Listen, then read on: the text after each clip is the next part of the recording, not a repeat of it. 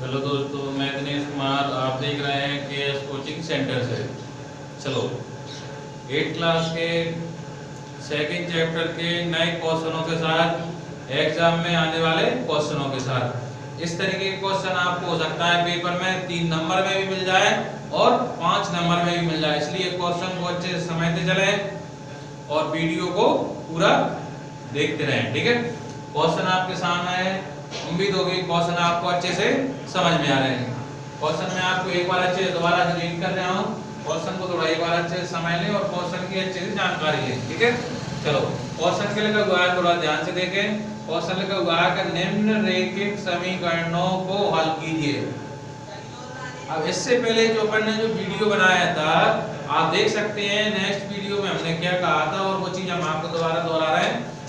Next video में हमने क्या बताया था कि कुछ चीजें ऐसी होती हैं जो आपको मतलब देगा क्वेश्चन के आधार पर डिपेंड करती हैं। क्वेश्चन क्या कह रहा है, क्वेश्चन में लिखा हुआ है कि निम्नलिखित समीकरणों को हल कीजिए। मतलब कहने का मतलब ये, इससे पहले जो वीडियो जो बनाया था उसमें क्या लिखा था कि जो रेखिक समीकरणों को तो हल करना था, मगर उसमें ये भी बताना था कि जो आपका जो आंसर जो उत्तर आया हुआ है वो सही है या गलत है, उसकी जांच करना था। ठीक है, मगर ये कुछ क्वेश्चन ऐसे होंगे इसमें क्या होगा, आपको रेखिक समीकरण को हल तो करना होगा मगर इसमें उत्तर की जांच नहीं करनी होगी। इसलिए क्वेश्चन को पूरा पढ़ लें, जिससे क्वेश्चन में क्या जा रहा है और उसके हिसाब से उसका आंसर क्या बनना चाहिए। ठीक है, तो इसमें ऐसा कुछ नहीं है, इसलिए क्वेश्चन को अच्छे से समझ लें। चलो फर्स्ट नंबर का क्वेश्चन क्या है, इसको अच्छे से देखें। फर्स्ट नंबर का क्वेश्चन लिखा हुआ है, देखो x/2 - 1/5 बराबर लिखा हुआ है x/3 प्लस का 1/4। ठीक है, इस तरीके के क्वेश्चन आपको सेकंड चैप्टर में आपके बुक में आपको देखने को मिलेंगे। ठीक है, तो आपको रेखिक समीकरण इसको हल करने का नियम क्या होता है, तो आपको सबसे पहले मैंने फर्स्ट नंबर पे क्या बताया, तो सबसे पहले जिसमें x हो, चाहे इसके ऊपर हो चाहे कोई नंबर नीचे हो, उसमें आपको टेंशन लेने की जरूरत नहीं है। अगर x के अगर ऐसे x इसके नीचे नंबर जो है तो x वाला जो पूरा हिस्सा ही एक साइड जाएगा जिसमें x का पार्ट जुड़ा हुआ है, और जो ऐसे जो बिना x वाला पार्ट है उसको एक साइड करना है। समझ गए, मतलब जो चर है, आपने कल समझा था कि नहीं, रेखिक समीकरण कौन से होते हैं, चर होते हैं जिसमें x होता है। ठीक है, तो इसमें अपन को क्या करना है, जिसमें x है उसको एक साइड करो। और आपको पता ही है, मैंने जो बात बताई थी, अगर आपको एक साइड है तो उधर जब एक चेंज करना होता है अदला बदली, तो माइनस प्लस का भी आंसर आता है। ठीक है, ठीक है, ध्यान से देखते रहिए। देखो x/2 है, कोई दिक्कत नहीं है। अब इधर से देखो इसमें x नहीं है, इसको इधर पहुंचा देंगे और इसमें x इसको इधर ले आओ, तो देखो ये प्लस का है तो किसका हो गया, माइनस का हो गया, x/3। अब इधर देखो पहले से 1/4 तो अपना जो है माइनस का 1/5 उधर गया तो किसका हो गया, प्लस का 1/5 हो गया। चलो जहाँ तक समझ में आ गया, मतलब मैंने क्या किया है कि जो माइनस वाला था वो प्लस का कर दिया और प्लस वाला था वो माइनस कर दिया, तो चर मतलब x वाला था। ठीक है, चलो ध्यान से देखो अब क्या करना होता है, एलसीएम लेने वाली बात।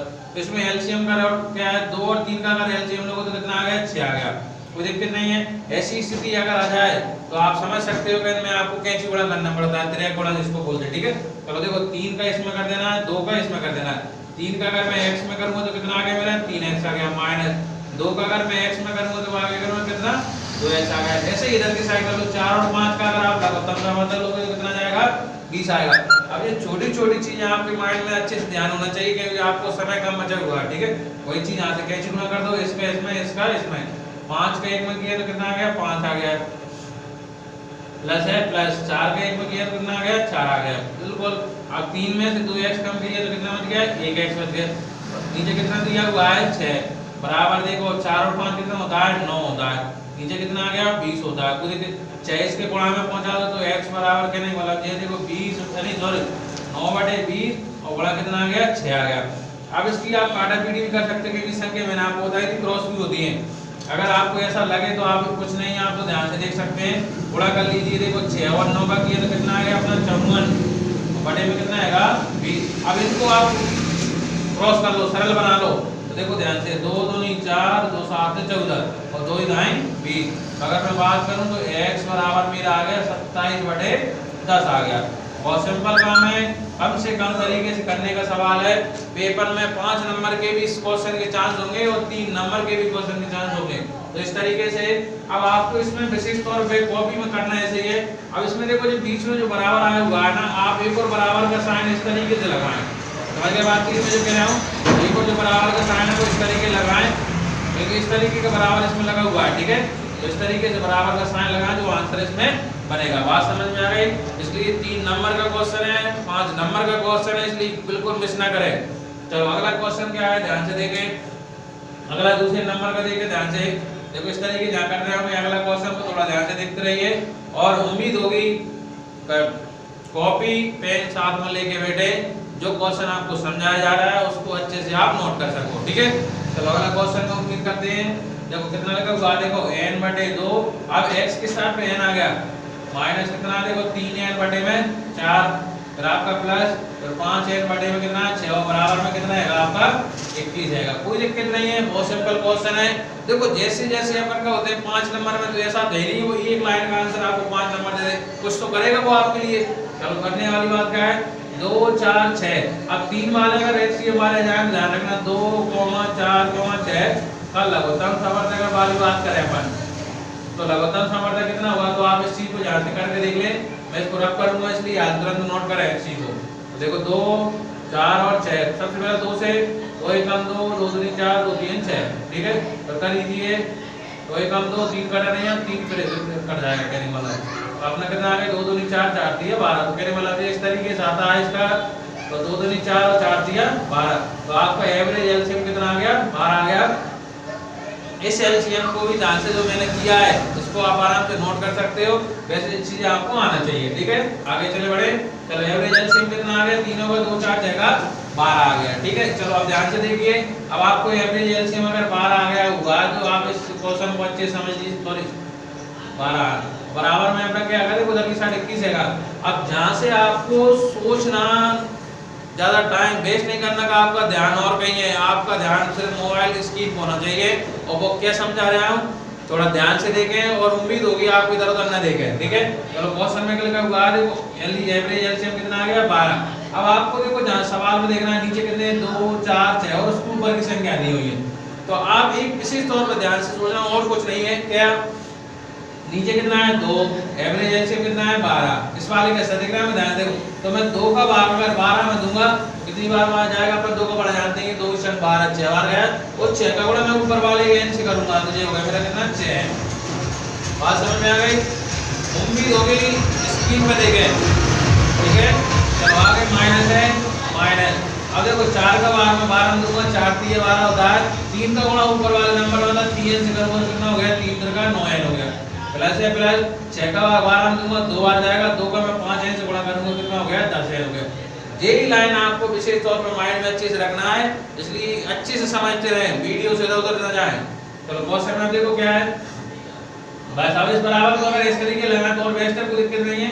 चलो ठीक है, अब आप ध्यान से देखिए, देखो ये 10n हो गया, ये प्लस प्लस की देख रहा मैं पहले, देखो 10 और 16 कितने हो गए, 10 और 6 कितने हो जाएंगे 16।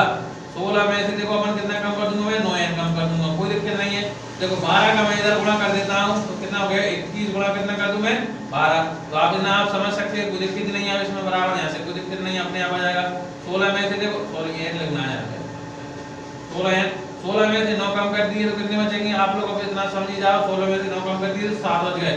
7n बराबर 21 गुणा 12, बहुत सिंपल है, 7 इसके बड़े में पहुंच जाएगा, 21 गुणा 12 बटे में पहुंच गया 7, 7 के बड़े में 21 आता, देखो 7 एकम 7, 7 दिया 21, कुछ नहीं बचा, 3 और 12 का गुणा कर दो, 12 3 कितना हो गया मेरा 36 हो गया, तो n बराबर कितना हो गया 36 हो गया, और x बराबर कितना आ गया 27/10 आ गया।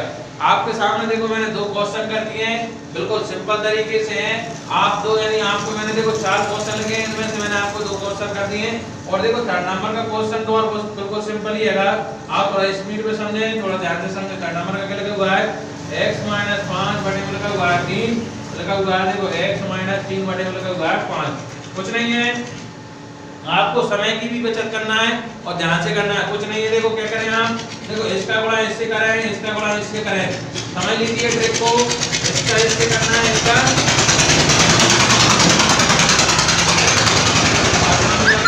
ऐसे ही इसमें करना है। 4th नंबर वाले में सॉल्व करना भी क्या है आपका, जैसे m - m - 1 बटे में लगेगा 2 बराबर 1 - m - 2 बटे में लगेगा 3, ऐसे ही इसमें एलसीएम करना है।